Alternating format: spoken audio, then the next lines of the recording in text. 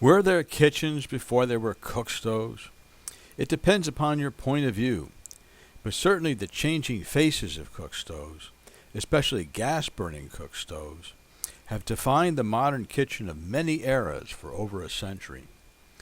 To help anyone understand what their kitchen might have looked like at some point in the past, or to provide some cues for creating a period kitchen today, here's a rocket tour of the tasty design history of cook stoves. The evolution of cook stoves, or what are technically called ranges, begins with this example from about 1800. As viewed from the top, this is a drawing of probably the earliest scientifically designed cooking range and kitchen equipment, the products of research by the mercurial Count Rumford. Born in Woburn, Massachusetts as Benjamin Thompson, Rumford was a Revolutionary-era Renaissance man with both a military and scientific career and a brilliant but slippery political character. An American who sided with the English crown, Rumford also worked for the Bavarian government's arsenal. After observing that cannon became very hot while boring out barrels, Rumford devised a famous 1798 experiment where he boiled water solely with the heat produced by turning a drill bit inside the brass casting. This research pioneered the field we now call thermodynamics and led Rumford to design the first contained cooking fire and the pots and pans to go with it for best heat transfer. Rumford also invented the drip coffee maker, thermos bottle, and the fireplace and roaster designs that bear his name. What a concept! Controlling cooking heat in a confined space. No doubt a big change from this. Open hearth cooking the way it had been done for centuries.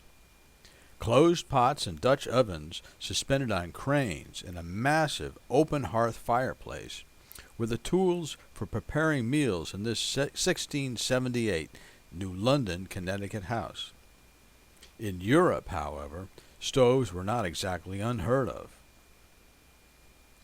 Germanic peoples had been making rudimentary cast iron appliances called five-plate stoves since the 18th century, but these were used for heating, not cooking, and had basically one opening in the back just for feeding the fire. It was not until mass production of cast iron became widespread in America after 1830 that wood and coal-burning ranges, influenced if not exactly based upon Rumford's work, hit the market. This economical six-opening range sold for $39.50 in the 1880s. Wood cook stoves like this were common well into the 20th century, as were their beefier brethren, coal stoves, after the Civil War.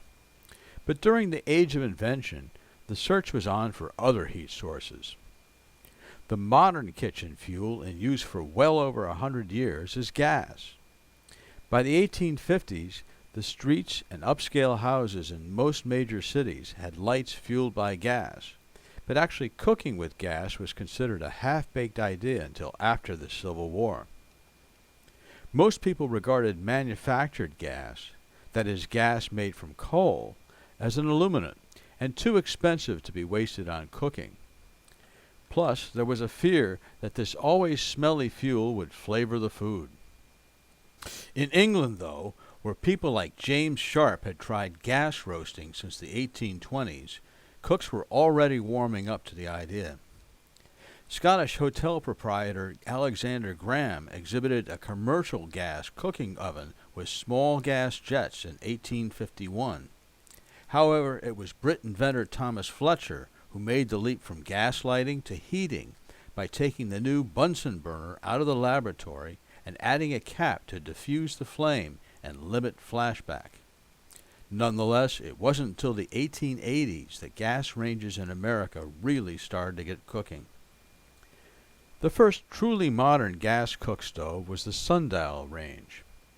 Manufactured by William W. Goodwin and Company of Philadelphia, this early appliance from 1879 embodies most of the features that became important in the 20th century.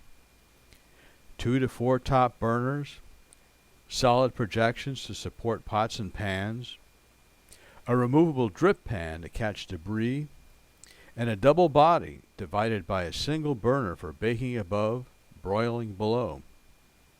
Clever features included a very small pet burner for low simmering, ideal for making jellies according to literature, and a rotisserie chamber. In the gay 90s, a gas range might look like the Dangler Housekeeper's Delight.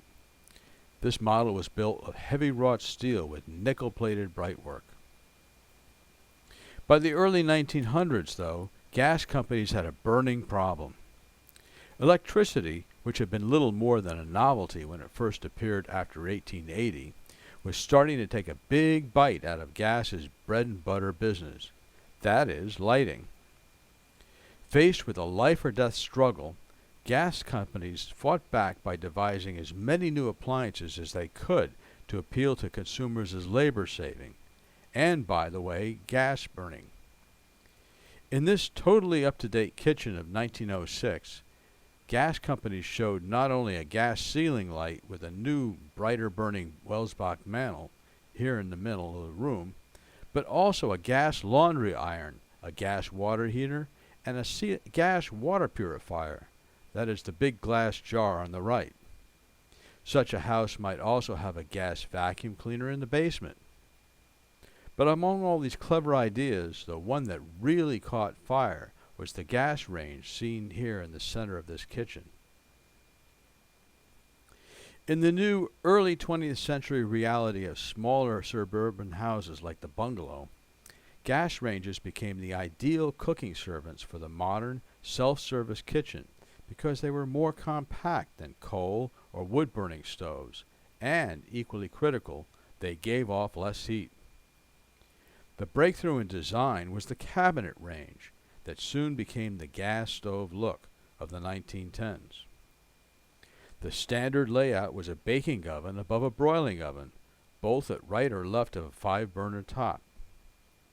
Warming closets were popular above the oven, and gas was controlled by an exposed manifold with lever cocks or sometimes wheel handle valves.